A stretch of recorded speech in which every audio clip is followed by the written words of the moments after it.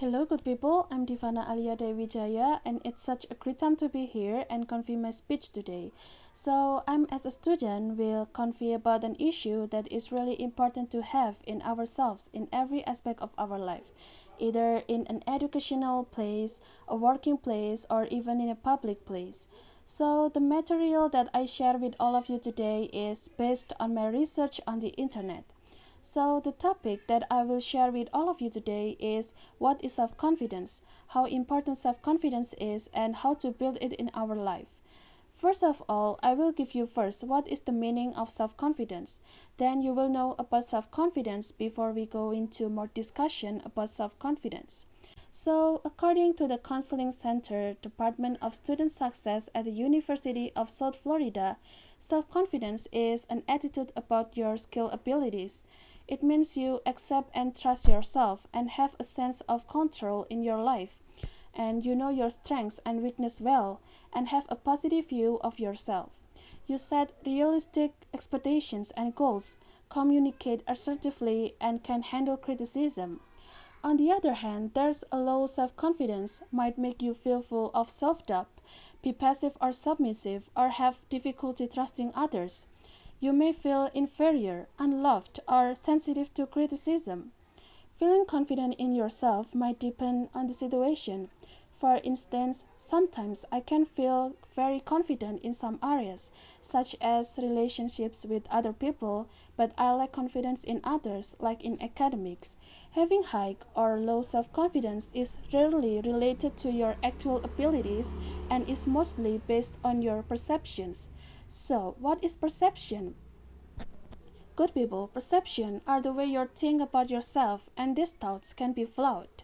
Low self-confidence might stem from different experiences, such as perhaps there's someone who growing up in an unsupportive and critical environment, and then they are being separated from their friends and their family, and judging themselves too harshly or being afraid of failure. Okay, now we move to how important self-confidence is in our life. Okay, good people, according to the Mind Tools web, self-confidence is vital in almost every aspect of our lives. Yet, many people struggle to find it. Sadly, this can become a vicious cycle. People who lack self-confidence are less likely to achieve the success that could give them more confidence. So, this shows how important for us to have self-confidence. Lastly, how to build self-confidence in our life. So, self-confidence is really important, right? So, how to build self-confidence is starting from ourselves, right? Okay, so here's the way how to build it based on Very Well Mind web written by Amy Morin, LCSW, and medically reviewed by Rachel Goldman, PhD, FTOS. First, stop comparing yourself to others. Do you compare how you look to people you know on social media? Or maybe you compare other things to what you have with others? Social comparison theory explained that making comparisons is natural, but it is not likely to help boost your self-confidence. Based on a 2018 study published in Personality and Individual Differences, reports a direct link between envy and the way you feel about yourself. And researchers noted that when people compared themselves to others, they experienced envy. The more envy they had, the worse and they felt about themselves. How do you put confidence when you notice that you are starting to make comparisons? So first, remind yourself that doing so is not helpful. If you're feeling envious of someone else's life, it's also helpful to remind yourself of your own strengths and successes. Keep a grateful mind to remember the areas in life where you are blessed. And second, surround yourself with positive people. And this means that the people you spend time with can influence your thoughts and attitudes about yourself, perhaps more than you realize. So pay attention to how others make you feel. If you feel bad about yourself after hanging out with a particular person, it may be time to say goodbye to them. Instead, surround yourself with people who love you and want the best for you. Seek out others who are positive and can help build your confidence. In fact, self-confidence and a positive attitude go hand in hand. And the third is take care of your body. It's hard to feel good about yourself if you're abusing your body. On the other hand, if you practice self-care, you know you're doing something positive for your mind, body, and spirit, and you will naturally feel more confident as a result. So here are a few self-care practices linked to higher levels of self-confidence. So first, you can do diet. Healthy eating comes with many benefits, including higher levels of self-confidence and self-esteem. When you fuel your body with nutrient-dense foods, you feel healthier, stronger, and more energized, which can result in feeling better about yourself. And second, you can do exercise. A 2016 study published in Neuropsychiatric Disease and Treatment found that regular physical activity improved participants' body image, and when their body image improved, they felt more confident. And and the third is do meditation. And more than just a relaxation practice, meditation can help you to recognize and accept yourself. And meditation also teach you to stop negative self-talk and disconnect from unhelpful mental chatter interfering with your confidence.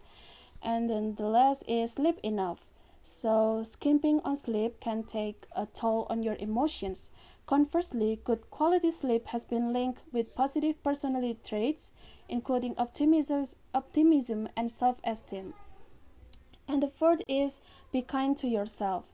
A 2015 study connects self compassion with self confidence. So, the next time you're in challenging situation, recognize that being imperfect or falling short at times is a part of being human.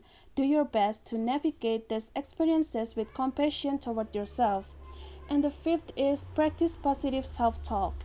Self talk that is optimistic can help foster self compassion, overcome self doubt, and take on new challenges. Here are a few examples of ways to challenge pessimistic self talk and reframe your thoughts into a more positive way of thinking. First, instead of telling yourself, I can't handle this, or this is impossible, try reminding yourself that I can't do this, or all I have to do is try. And the second is instead of telling yourself, I can't do anything right, when you make a mistake, remind yourself that I can do better next time, or at least I learned something. Instead of saying you hate public speaking, use a milder words like don't like and remind yourself that everyone has strengths and weaknesses. So last is face your fears and stop putting things off until you feel more confident. One of the best ways to build confidence in the situation is by facing your fears head on.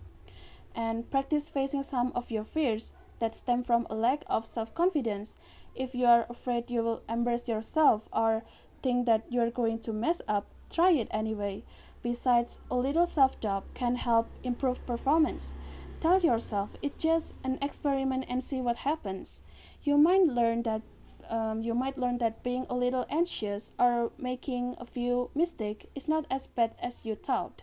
And each time you move forward, you gain more confidence in yourself. In the end, this can help prevent you from taking risks that will result in major negative consequences.